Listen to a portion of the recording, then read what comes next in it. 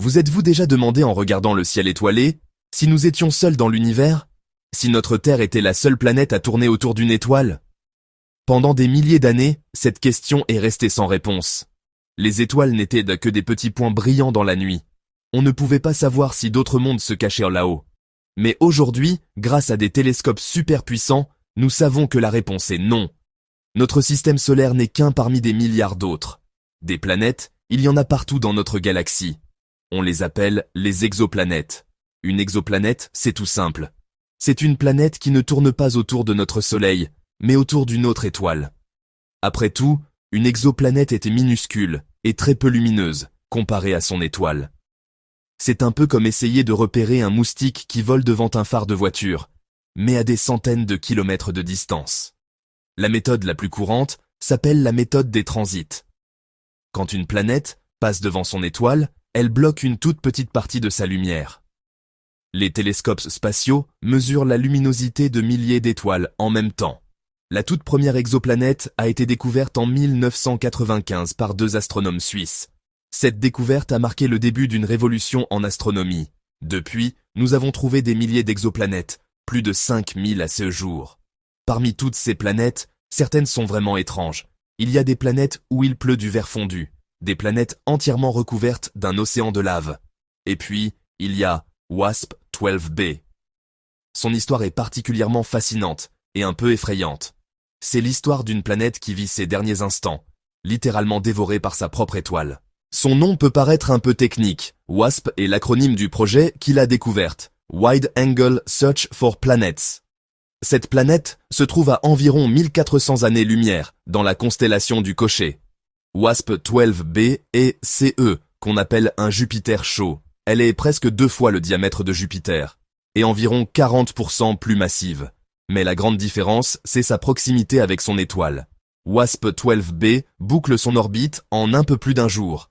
La température à sa surface est estimée à plus de 200 degrés Celsius. C'est plus chaud que la lave en fusion. WASP-12b est aussi une des planètes les plus sombres jamais découvertes. Elle est plus noire que de l'asphalte frais. Son atmosphère est si chaude qu'elle n'arrive pas à former des nuages réfléchissants. Au lieu de cela, elle absorbe presque toute la lumière de son étoile. C'est eux qui la chauffent encore plus. C'est un cercle vicieux. WASP-12b est en train de se faire littéralement dévorer par son étoile.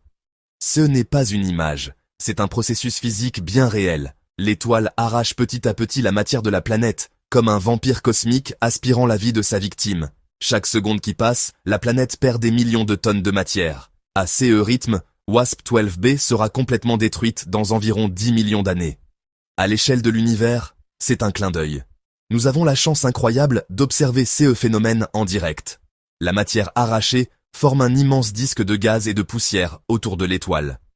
Les astronomes ont pu observer ce disque grâce au télescope spatial Hubble, détectant la signature de gaz comme le magnésium et le fer. Il faut imaginer deux forces qui s'affrontent. D'un côté, la gravité de WASP-12b elle-même, qui essaie de retenir son atmosphère. C'est cette force qui empêche l'air que nous respirons sur Terre de s'échapper dans l'espace. De l'autre côté, il y a la force de gravité de l'étoile WASP-12, qui tire sur tous ceux qui se trouvent à proximité. C'est une véritable lutte d'influence gravitationnelle, un bras de fer cosmique. Dans ces combats, la proximité est la clé. On appelle cela les forces de marée. C'est le même phénomène qui provoque les marées sur Terre. Il existe un point où les deux forces de gravité s'équilibrent. Ce point s'appelle le point de Lagrange L1. Tout ce qui se trouve du côté de la planète est attiré par la planète. Le problème, c'est que l'atmosphère de WASP-12b a tellement gonflé qu'elle dépasse ce point critique. Imaginez un pot de miel rempli à ras-bord. Le miel représente l'atmosphère de la planète. Un aspirateur très puissant, l'étoile, approche près du bord du pot. Le miel le plus proche de l'aspirateur va être aspiré et s'échapper du pot. C'est exactement ce qui se passe avec l'atmosphère de WASP-12b. Ce flux forme un immense courant de gaz, un pont de matière qui relie la planète à son étoile. Ce courant s'enroule autour de l'étoile, formant un disque chaud et tourbillonnant. La matière spirale lentement vers l'étoile avant d'être finalement engloutie. C'est comme l'eau qui tourbillonne avant de disparaître dans le siphon d'un évier. Ce festin stellaire a des conséquences sur l'étoile elle-même.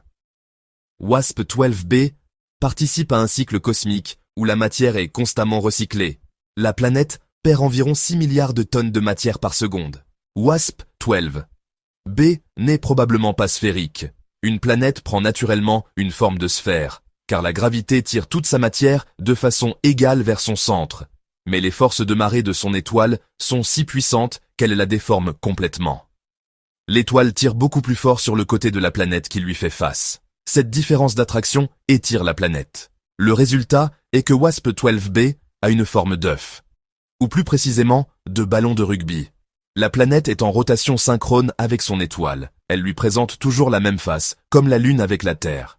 Il y a un côté jour, bombardé en permanence par la lumière et la chaleur. L'autre côté, le côté nuit, est plongé dans une obscurité éternelle. Des vents extrêmement violents, soufflant à des milliers de kilomètres par heure, redistribuent une partie de la chaleur tout autour de la planète. Toute cette énergie issue des forces de marée chauffe la planète de l'intérieur. C'est comme si on pétrissait une boule de pâte, le mouvement la réchauffe. Cet échauffement fait gonfler encore plus la planète, la rendant encore plus vulnérable à l'attraction de son étoile. C'est un véritable cercle vicieux destructeur. La proximité cause les marées déforment et chauffent la planète.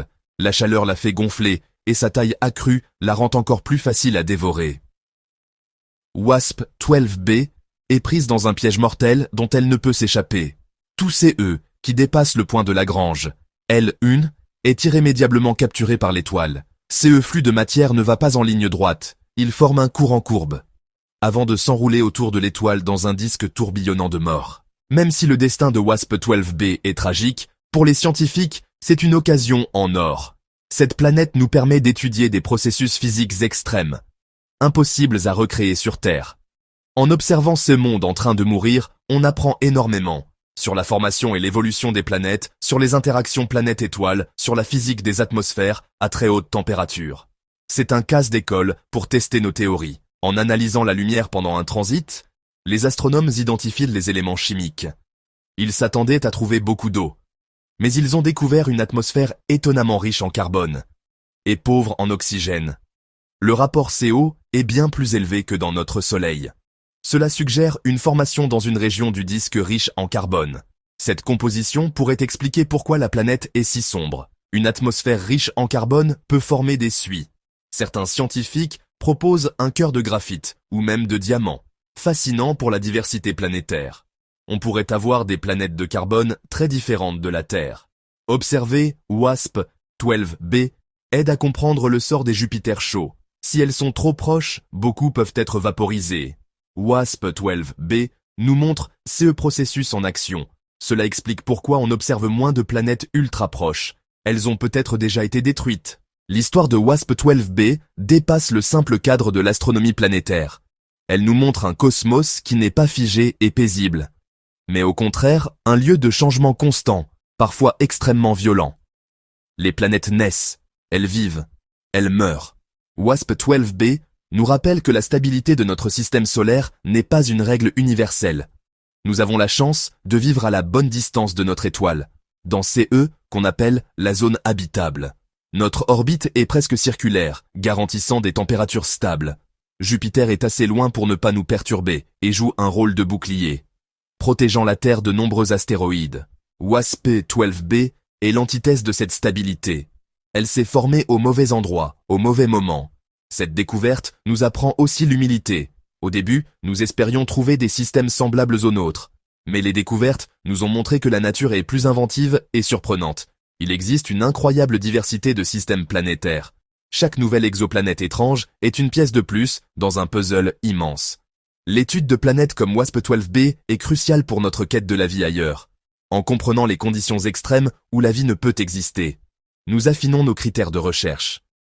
L'histoire de WASP-12b est celle d'une danse cosmique mortelle, une valse tragique entre une planète géante et son étoile cannibale. Dans quelques millions d'années, il ne restera plus rien de CE monde. CE spectacle est un puissant rappel de la fragilité des mondes. La matière qui composait WASP-12b ne disparaît pas, elle est recyclée, elle est intégrée à son étoile. Et peut-être qu'un jour, cette matière sera éjectée dans l'espace. Elle servira à former de nouvelles étoiles et de nouvelles planètes. C'est le grand cycle de la matière cosmique. La mort d'un monde peut être la graine de la naissance d'un autre. C'est une perspective qui nous connecte à l'histoire de l'univers tout entier. Observer un tel phénomène est une source d'émerveillement. C'est la preuve que la réalité dépasse souvent la fiction. Qui aurait pu imaginer que nous serions capables d'assister à la destruction d'une planète si lointaine? C'est une prouesse incroyable de la science et de l'ingénierie humaine. L'univers est le plus grand des livres, et nous commençons à peine à en déchiffrer les premières pages. L'histoire de WASP-12b nous renvoie à notre propre condition. En levant les yeux, nous ne voyons plus seulement des points lumineux, mais une infinité d'histoires.